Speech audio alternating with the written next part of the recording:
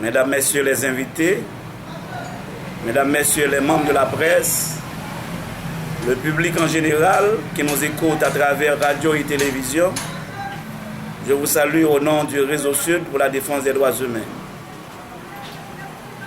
Le but principal de cette conférence, c'est de faire le bilan des activités du projet de prise en charge des femmes victimes de violences à travers le département du Sud en Haïti, qui a été financé par FNUD, Fonds des Nations Unies pour la démocratie. De mars 2016 au février 2017, après ces 12 mois de mise en œuvre, il est pour nous un devoir de vous faire le bilan et l'impact de ce projet comme nous avons fait au cours du lancement de ce projet en mars 2016. En fait, le projet avait pour objectif principal de contribuer à réduire la violence contre les femmes et filles dans le département du Sud en Haïti. Pendant les 12 mois du projet, toutes nos activités comme assistance légale gratuite, enquête sur les cas de violence, émissions radio-télé, réunions d'information et de formation avec les autorités et la société civile dans chaque commune du département, banderoles et affiches à travers les rues, brochures et dépliants à distribuer, spots publicitaires à la radio et à la télé ont été faits en partenariat avec la coordination départementale sud de la condition féminine et aux droits des femmes, COFACID, Union des femmes juristes du Sud. Donc, en voici le bilan.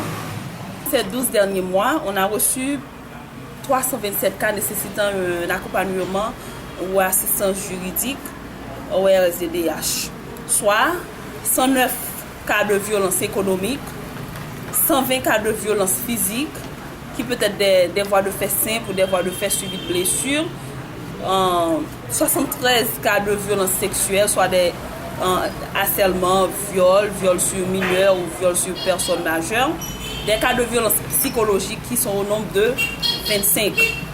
Et pour ces 327 cas, la section juridique a accompagné tous les 327 cas qui se trouvent au bureau du RSDDH.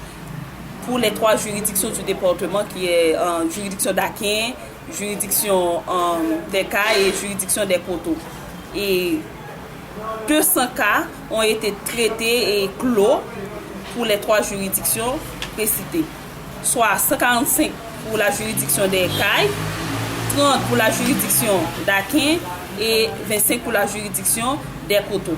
Et 127 cas sont en attente de jugement, soit environ 68 cas pour la juridiction des Cailles, 31 pour la juridiction d'Aquin et 28 pour la juridiction des Coteaux pour tous les types de violences, soit violence physique, sexuelle, psychologique, économique, tout ça. Et que peut-on dire des tribunaux et leur rapport dans les différents types de violences?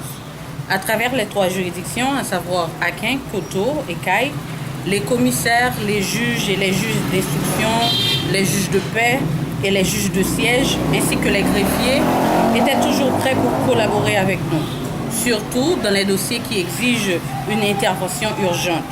À titre d'exemple, les dossiers de viol, de pension alimentaire, etc. Assez souvent, ils donnent des réquisitions pour aller à l'hôpital. Compte tenu du besoin de la victime, ils décernent des mandats d'amener au besoin et compte tenu du délai de flagrance.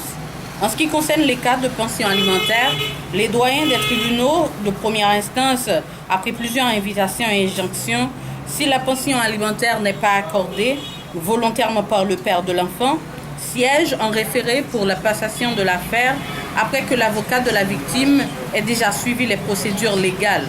Dresser une requête en demande de pension alimentaire au doyen du tribunal première instance de la juridiction compétente, après l'ordonnance favorable du doyen, préparer l'assignation et le signifier au père de l'enfant. Donc, l'apport des tribunaux joue un rôle important dans le traitement de ces 200 cas. Et que peut-on dire de la police et le rapport dans les différents types de violences? La police, c'est l'administration veillant à l'observation des règlements qui maintiennent la sécurité publique. Et la police haïtienne a pour devise protéger et servir.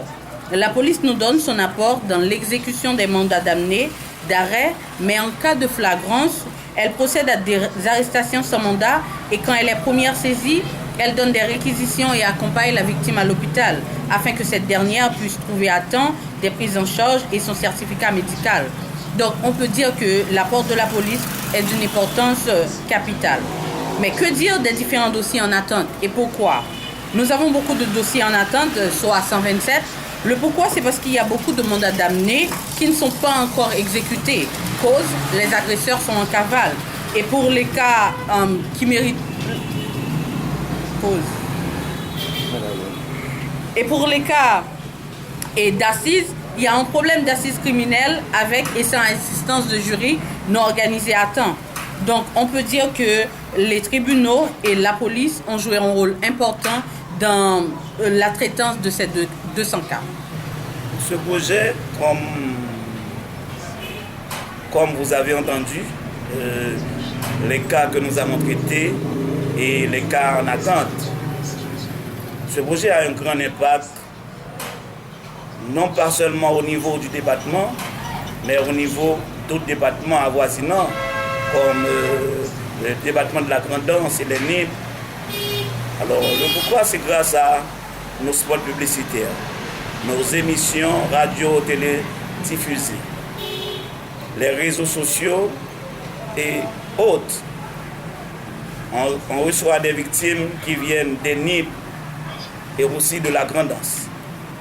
Nous profitons de l'occasion pour remercier tous ceux qui nous ont apporté leur apport afin de rendre ces activités possibles. La première institution à remercier, c'est le Fonds des Nations Unies pour la démocratie, FNUD. La section d'enquête du RSDDH, à savoir M. Medjine Laguerre, M. Claudette Moïse, la section juridique du RSDDH, M. Rosalie Absolu, M. Joseph Waller Chaudry, M. Sonor Fortuné, M. Widnor Noël.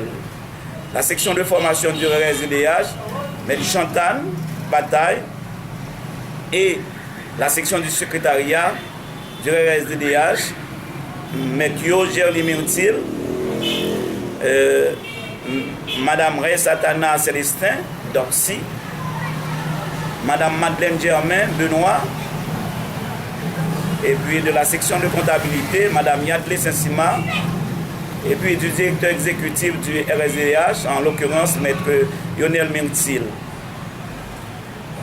Ainsi que nos partenaires comme COFACID, AFGS et Coordination départementale sud de la MCFDF, Ministère de la Condition féminine et aux droits des femmes. Mais sans oublier les 18 commissions de prise en charge des 18 communes du département du Sud, sans oublier aussi la PNH, la justice et les responsables des différents centres hospitaliers du département et aussi les médias. Mes chers amis, notre mission n'a pas pris fin pour les femmes et les petites filles. Nous continuons à chercher le financement pour les autres années à venir afin de continuer à apporter la main forte aux femmes et filles victimes de violences à travers le département du Sud en Haïti.